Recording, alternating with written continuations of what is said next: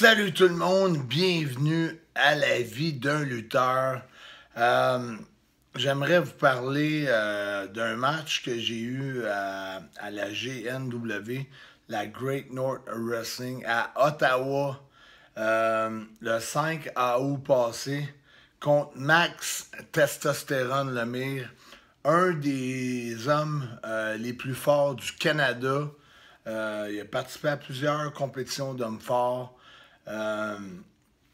Il a même participé à plusieurs compétitions dont Hugo Girard organisait. Et Max est toujours classé dans les 10 premiers au Canada. C'est une brute, c'est de la force incroyable. Mais en même temps, il y a quand même un talent qui est indéniable pour le catch, pour la lutte professionnelle. Je peux vous dire que la foule était en haleine du début à la fin. Moi, je suis allé pour un Kimura, style armlock, en arrière du dos. Et Max, avec sa force, a été capable de combattre ça. Ensuite, j'ai transitionné ça en armbar, mais avec ses deux mains, il a été capable de résister à 3 reprises. Et c'est là que j'ai décidé de sortir une prise de mon arsenal, le arm crusher, le bicep crusher. Et ça a fait en sorte qu'il est obligé d'abandonner. Je vous laisse avec des bons moments du combat. J'ai pas mis les meilleurs de tout le combat parce que je vous invite à aller le regarder en faisant une recherche sur YouTube et éventuellement je l'aurai sur ma propre chaîne.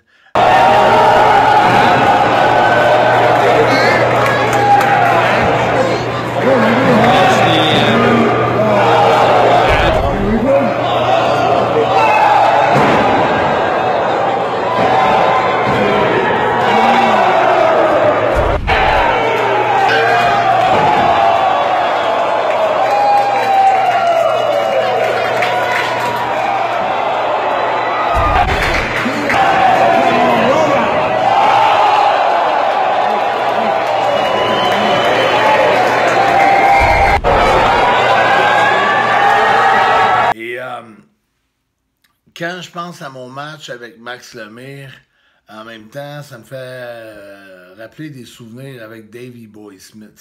À cause que la puissance de Max Testostérone Lemire et celle de Davey Boy Smith se ressemblent beaucoup. L'ironique là-dedans, c'est que mon séjour à la WWE, invaincu pendant presque un an, je me suis lié d'amitié fortement.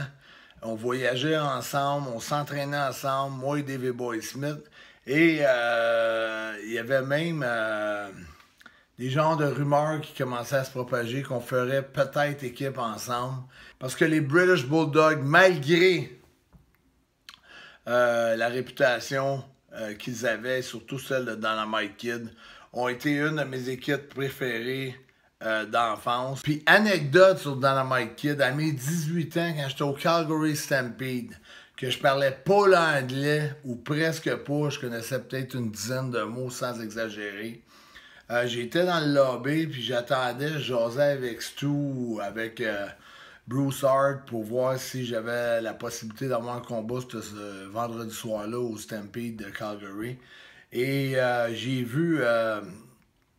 quand la porte du vestiaire était entrouverte, Johnny Holiday manger des baffes sur la gueule, manger toute une volée, sortir la face en sang, juste parce qu'il avait mis son sac à côté du sac de Dynamite Kid et qui disait que vu que c'était une recrue, qu'il n'y avait pas d'affaire à s'asseoir à côté de lui ou à prendre sa place. Et Jonathan Holiday était très magané. Et moi, ça m'a comme un peu bouche bée. Ça m'a comme surpris. J'ai vu comment ça pouvait être sauvage, la lutte professionnelle.